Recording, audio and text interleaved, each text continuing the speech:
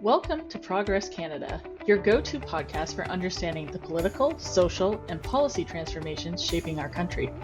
I'm your host, Teresa Lou Woods. Today we're going to do something a little different. At the core of this show is the belief that no one has a monopoly on good progressive ideas that move the country forward. But when we talk about progressive politics in Canada, there's a major political movement that is often left out: conservatives. It's now been over 20 years since Canada's Conservatives dropped the word progressive from their name. If you're a bit fuzzy on recent political history, the word progressive was eliminated back in late 2003. After 3 consecutive losses to the Chrétien Liberals, a so-called Unite the Right movement formed in order to combine the remnants of the Progressive Conservative Party and a breakaway group of reformers known as the Reform Party, then the Canadian Alliance, and finally the Canadian Reform Conservative Alliance. That party would go on to select Stephen Harper as its first party leader. The party would lose the subsequent general election in 2004, but rebound to win in 2006, 2008, and 2011. However, the Harper government had more in common with right-wing Western reform movements than the post-war era governments of John Diefenbaker, Joe Clark, and Brian Mulroney. Out of power for almost a decade, the Conservative Party is further away from progressive politics than at any other time in Canadian history. This increasing distance begs the question of whether there are any progressives left in the Conservative movement, and whether the name Progressive Conservative was ever anything more than branding. I won't answer that first question in this episode, but I do think it's worth taking a look back at the party's history in order to uncover the answer to the second. To do that, we have to go all the way back to 1942, when the party first adopted the moniker of Progressive Conservative. That year, William Lyon Mackenzie King was in his 14th year as Canada's Prime Minister and enjoying his third majority government. His Conservative opposition was demoralized and had replaced its reluctant former leader, R.B. Hanson, with King's old university foe, Arthur Meehan, who had already lost the top job to King in the 1920s. The country was also in the middle of fighting World War II and divided on the question of conscription. Meehan, still without a seat in Parliament, demanded that King institute conscription and ramp up Canada's war effort. He wanted to copy the playbook of the former Conservative Prime Minister Robert Borden, who, in 1917, formed a union government of Conservatives and Liberals in order to pass conscription during World War I. Meehan opted to run in a by-election in the riding of York South, a community that had only ever voted Conservative and had been won by the party by over 2,400 votes in the 1940 election.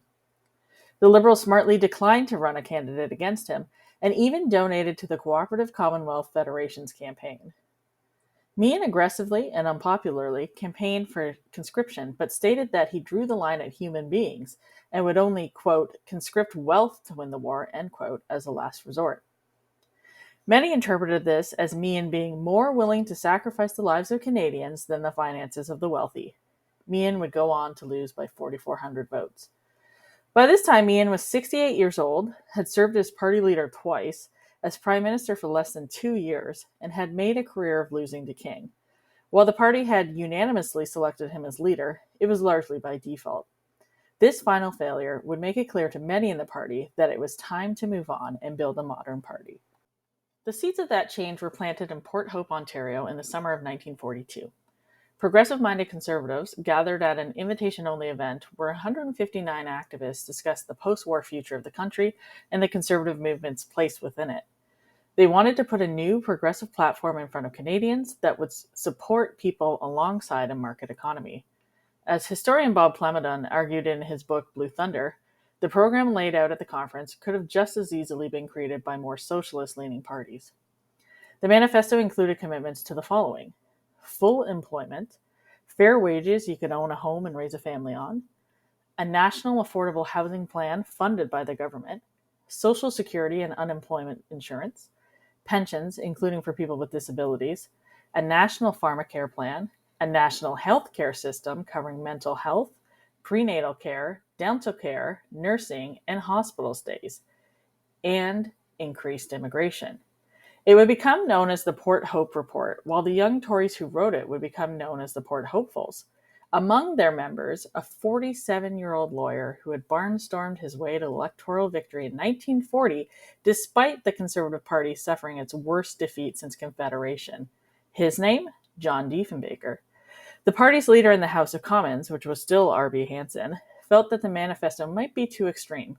The Montreal newspaper Le Devoir concluded that it would mean the death of the Conservative Party. The Montreal Star exclaimed that the manifesto would, quote, make Sir John A. Macdonald's bones rattle in their coffin.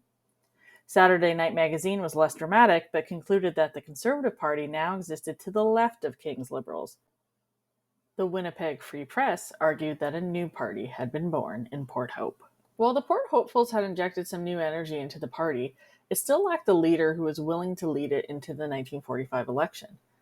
By September, a leadership election was called and would be held in Winnipeg on December 9, 1942. Port Hopefuls John Diefenbaker and Murdoch McPherson both declared their candidacies just days before the decision. They were joined by Howard Green and Henry Herbert Stevens. 2 weeks before the convention, Meehan met with Manitoba Premier John Bracken. Bracken had been Premier for 20 years after being selected to lead the United Farmers of Manitoba after the leaderless party had won the 1922 provincial election. Bracken would win a seat in the Manitoba legislature a few months later and govern as the leader of the Progressive Party of Manitoba, the name by which the UFM went by in the legislature.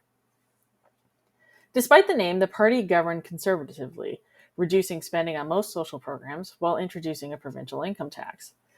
Both the party and Bracken were not hardcore partisans and eventually joined forces with the Manitoba Liberal Party in the 1930s. His now Progressive Liberal Party of Manitoba went on to form a wartime government in 1940 that included conservative, CCF, and social credit politicians. His premiership was so dominant that the official opposition was made up of just 5 legislators at the time of his resignation as premier. He was Meehan's preferred candidate to lead the Conservative Party into the 1945 election. Bracken was interested but had 3 requirements. He wanted an uncontested race, a name change to the Progressive Conservative Party of Canada, and finally, for the party to campaign on the priorities laid out in the Port Hope Manifesto. During the week of the convention, party members agreed to adopt the manifesto. Bracken, however, had still not declared he would run for party leader and demanded that the members agree to his name change first. When the name change was put to a resolution on the floor, it was booed by the party membership. A vote on the resolution was deferred until after the new leader was selected. Bracken continued to delay his decision until the final 5-minute window before the deadline to declare his candidacy with the party. In his speech to the delegates, he made it clear that his leadership would be a departure from the party leaders of the past. He fell short of victory on the first ballot by just 16 votes. He won a decisive victory on the second ballot with 62% of the vote. Diefenbaker placed third. The young Tories got to work building a professional political organization around Bracken that included organizers and even the introduction of a party newspaper. However, they quickly faced pushback from those inside the party who felt the party was moving too far left. They argued for the platform to be drafted by the party's business elite in downtown Toronto. In the year leading up to the election, Bracken argued, quote, the job of the Progressive Conservative Party is to make good on the word progressive. However, the King Liberals promised to, quote, build a new social order. King's ambitious, progressive platform focused on rebuilding the country after victory in the war. It included a new National Housing Act that would spend $400 million to build 50,000 new homes for Canadians.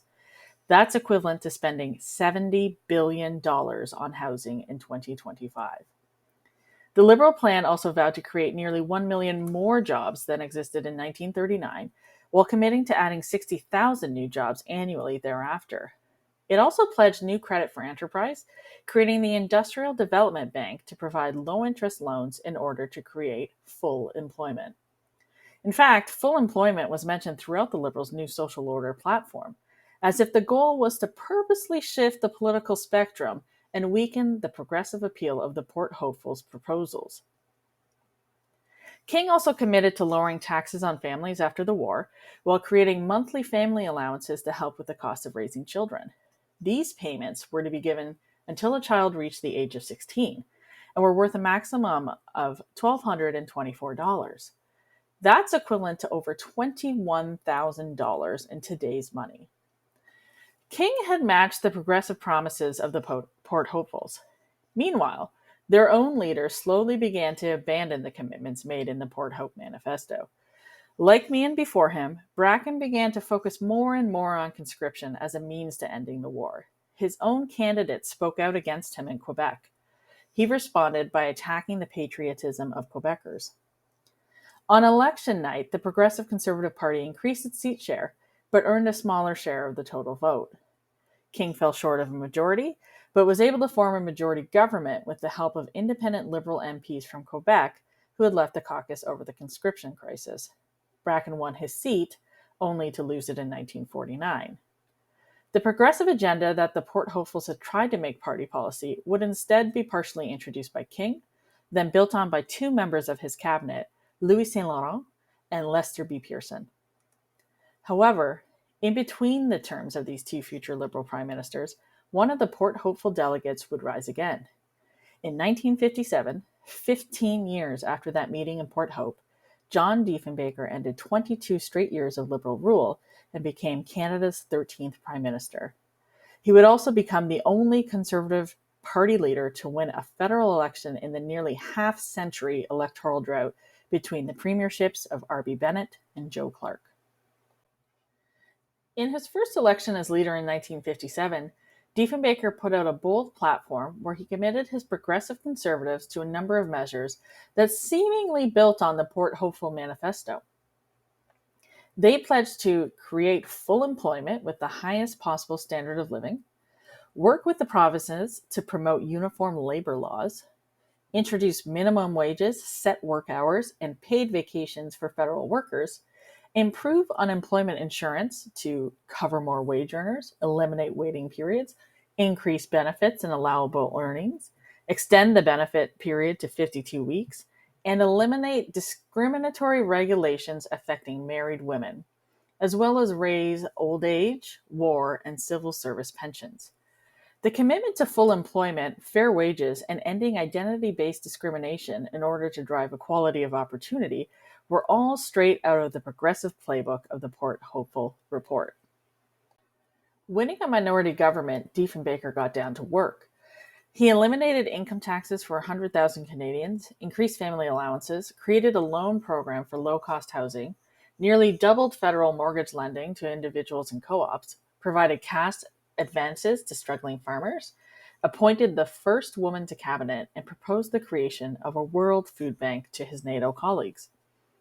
Re-elected to a majority in 1958, he quickly introduced hospital insurance, eliminated race discrimination from immigration laws, created the National Capital Commission and the National Parole Board, and appointed Canada's first female ambassador. In 1959, he increased annual government housing loans to $1 billion and allowed them to be issued to individuals rather than lenders. He increased pensions and unemployment insurance benefits, expanded unemployment insurance to 52 weeks, created the National Crop Insurance Act, and appointed Canada's first French-speaking Governor-General, Georges Vanier. In 1960, he gave all Indigenous people the right to vote and all Canadian voters the right to vote in advance polls. He also introduced the Canadian Bill of Rights, the precursor to the Charter of Rights and Freedoms. It provided the right of the individual to life, liberty, security of the person, and enjoyment of property, and the right not to be deprived thereof except by due process of law, the right to individual equality before the law and the protection of the law, freedom of religion, freedom of speech, freedom of assembly and association, and finally, freedom of the press. 1960 also saw the Diefenbaker government provide long-term, low-interest loans to students and expand the availability of student housing. The following year, it would go on to exempt tuition fees from personal income taxes. The government also supported providing loans to small businesses up to $25,000, equivalent to over $282,000 today. In 1961, he stood against apartheid in South Africa, leading the Commonwealth nations in doing so. Future Progressive Conservative Prime Minister Mulroney would echo his calls in the 1980s, supported by his Foreign Minister, Joe Clark. In 1962, the United Nations finally approved Diefenbaker's World Food Bank program. Diefenbaker would ultimately win 3 elections as party leader, overseeing 2 minority governments in addition to winning the largest majority government in Canadian history in terms of seat share and seat differential over his opposition. While Diefenbaker had beaten Lester B. Pearson in 1958 and 1962, he would fall to the transformative Liberal Prime Minister in 1963 and 1965. The progressive priorities of equal economic opportunity, expanding the social safety net, and protecting personal freedoms that had been central to the Port Hope Manifesto were now championed by a Liberal Prime Minister. In addition to Pearson's social reforms, he quickly spent his new political capital introducing a modern flag for Canada ahead of the country's centennial celebrations. Diefenbaker led the opposition against it. He compared the red and white flag to the flag of Peru and argued to retain the old red ensign flag he and Pearson had both fought under. When Parliament finally adopted the maple leaf flag to a chorus of legislators singing "O Canada," it was Diefenbaker who led a counter-chorus of "God Save the Queen." Despite the two men being roughly the same age, Pearson's government sought to modernize the country in a way the old Port Hopeful no longer seemed capable of. At 70 years old, the young radical was gone, and the Port Hopeful era within the conservative movement was over. Diefenbaker was forced out as leader by his party in 1967. He briefly attempted a comeback, but bowed out when he received limited support at the leadership convention. His immediate successor, former Nova Scotia Premier Robert Stanfield, would go on to lose the 1968 election to a youthful political leader who would become the first Prime Minister of Canada born in the 20th century, Pierre Trudeau. Diefenbaker remained on the backbenches in Parliament and throughout the decades-long and ultimately unsuccessful leadership of Robert Stanfield. When Stanfield stepped down in 1976, Diefenbaker was no less frosty to his replacement, Joe Clark, who had supported the review of Diefenbaker's leadership in 1967. Despite this, Diefenbaker, now 83 years old, opted to run one more time. He won his final campaign by 4,000 votes and took his seat as a member of the new minority progressive conservative government led by Prime Minister Joe Clark. Clark took office days before his 40th birthday, becoming the youngest person to ever serve as Canada's Prime Minister. He was also 7 years younger than Diefenbaker had been at Port Hope. 2 months after being sworn into Parliament for the 13th time, Canada's 13th Prime Minister, John Diefenbaker, died. Clark's government would last just 273 days. He would go on to be defeated by Pierre Trudeau in 1980 and lose the Tory leadership to Brian Mulroney in 1983. Mulroney would win the 1984 and 1988 elections before handing over leadership of the party to Canada's first, and so far only, female Prime Minister Kim Campbell. Her loss in 1993 would make her the last progressive conservative Prime Minister in Canadian history. Neither Clark or Campbell had enough time in office to do anything truly transformational. And while Mulroney had a progressive streak on issues like the environment and human rights, he ignored Diefenbaker's warnings about allowing Canada to become an extractive national economy too closely tied to the U.S.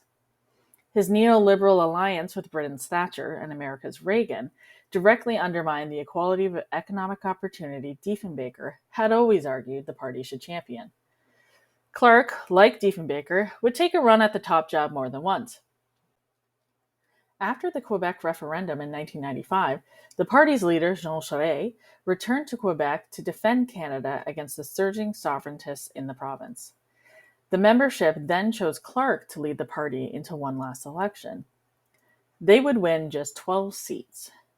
It was an improvement from the disastrous 1993 election result, where the party was almost entirely wiped out.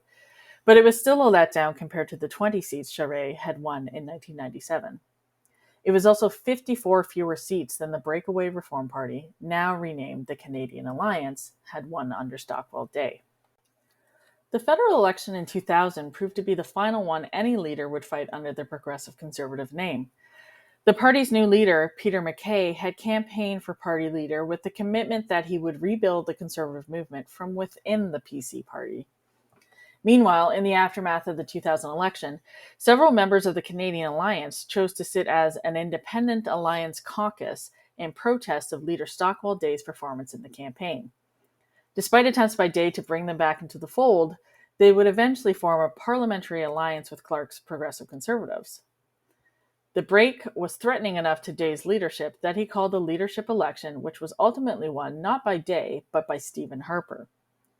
Both parties continued to perform poorly in the polls, placing third and fourth behind the Liberals and the NDP. By the end of 2003, the PCs and the Alliance began formal talks to merge. Over 90% of the voting membership of each party backed the merger, but it was immediately clear which side had more power in the new arrangement. Former Alliance members formed the bulk of the parliamentary caucus, while Stephen Harper became party leader, with McKay left to serve as his deputy. When the new party registered with Elections Canada on December 8, 2003, it did so under the name of Conservative Party of Canada, bringing a formal end to 61 years of federal progressive conservative politics in Canada. You've been listening to Progress Canada, presented by Lightbulb Narrative, a Canadian communications company specializing in content creation, narrative development, and strategic communications. Our music was composed by Elliot Middleton. If you enjoyed today's episode, please consider subscribing to access future episodes the moment they drop. Thanks for listening.